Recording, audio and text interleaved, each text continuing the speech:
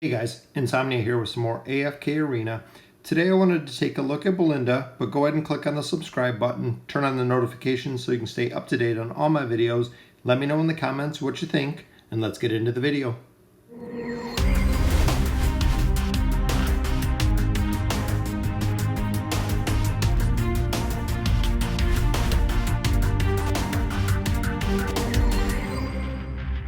Let's take a look at Belinda, the light bearer hero, which is intelligent based. If you know anything about her, she is really strong when it comes to the AOE game, and not many heroes are AOE. A lot of them are target specific. So let's take a look at her skills. Divine Light, which is her ultimate. Belinda uses divine power to attack a large area of enemies 4 times. Each successful hit deals 110% magic damage to enemies. Level 2 damage increase for every successful hit, and then level 3 hits enemies up to 5 times. So when you think of a large area, you can hit actually the front. So let's say the front section for the tank, as well as the 2 people behind them. Similar to Chaos's throwing axes, it can actually hit 3 people or more, depending on how they're kind of clustered together. So again, AOE damage with her is huge. Her second ability, Divine Retribution. Belinda fires an orb of divine energy towards her enemy. The ball explodes on impact with the first enemy it reaches. Surrounding enemies consequently suffer 160% damage. Level 2 is 180% damage. Level 3 reduces accuracy of all enemy targets that take damage. Level 4 is 210% damage. So as you can see by this skill as well, and really focus on this skill because this is tied to her signature item. But again, it does AOE damage. So both of her abilities actually do AOE damage, increasing her damage output by a ton. But she brings a lot more to the table. Brilliance, Belinda raises her own crit by 12%. Level 2, every time Belinda inflicts a critical strike on an enemy will cause the subsequent damage they receive to be increased by 3%. Ability can be stacked up to 8 times. So right there, you're looking at 24% increase on damage. And then level 3 brings her crit rating to 18%. And if you actually look at her stats right now, with the build I have her, she's at 62.9% crit. So when you add in her brilliance of another 12%, she's getting to the 70, mid 70s. And then when I actually unlock level 3, she'll be even higher, which is kind of crazy because most of her attacks not only being AOE damage, they will be critting a majority of the time, 70. Even when she is geared out with higher signature items, you're looking at probably 80%, maybe even 90% crit that you're receiving from Belinda. But not only supporting the team in that aspect, is the other really big one is her blessing ability. Belinda blesses the ally with the highest attack rating, raising their attack by 15% and crit rating by 15%. So with the attack rating going up by 15%, the higher, obviously the higher level that your characters are, the higher your percentage is going to be. Anything that is percent based, as it increases and you get further into the game, it is going to do increasingly more and more damage. Level 2, she blesses 2 allies with the highest attack rating, and then level 3, attack rating increased by 20%, crit rating increased by 20%. So as she's blessing targets, in my case, she usually blesses my Falks and blesses my Chimera, which is awesome, as well as herself when she's using Brilliance. So she does not only a ton of AOE damage, but she also brings a ton more damage in the amount of her blessings to the team. So with that, you look at her signature item, the Staff of Light. Again, this item increases her crit skill by 6%.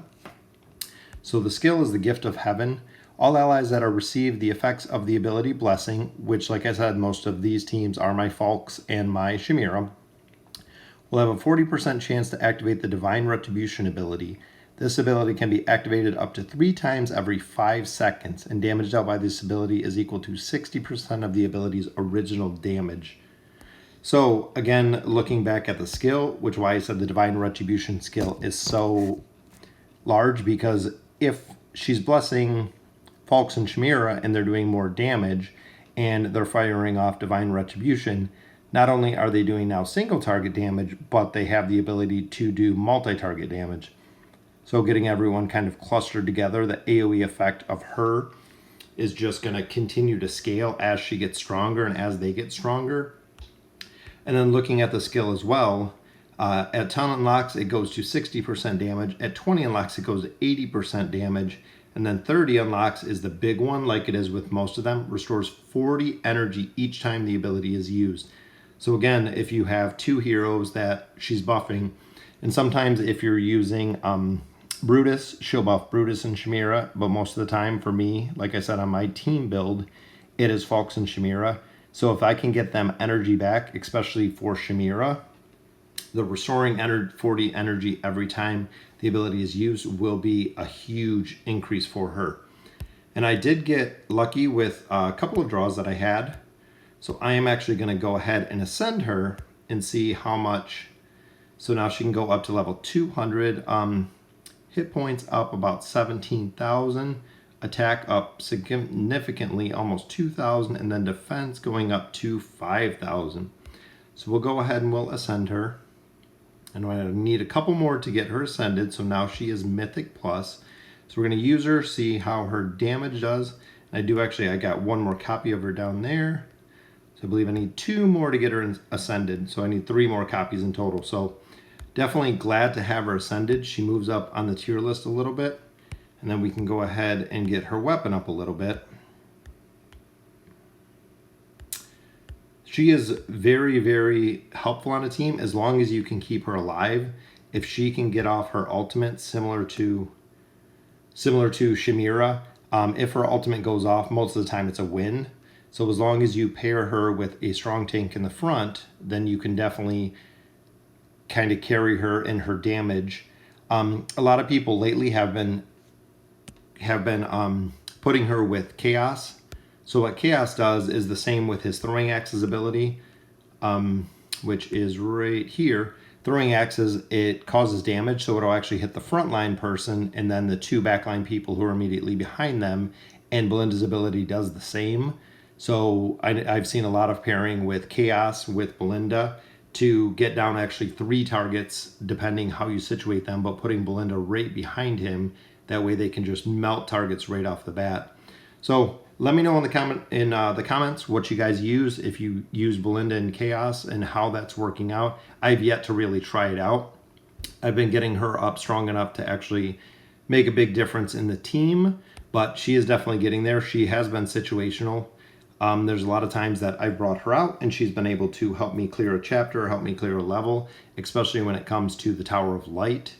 In the King's Tower, she has definitely carried, because as soon as her ultimate goes off, even paired with Rosaline, just like we do with Chimera, if she can get her ultimate off once or twice, I don't know many characters that can, or many heroes that can sustain that amount of damage.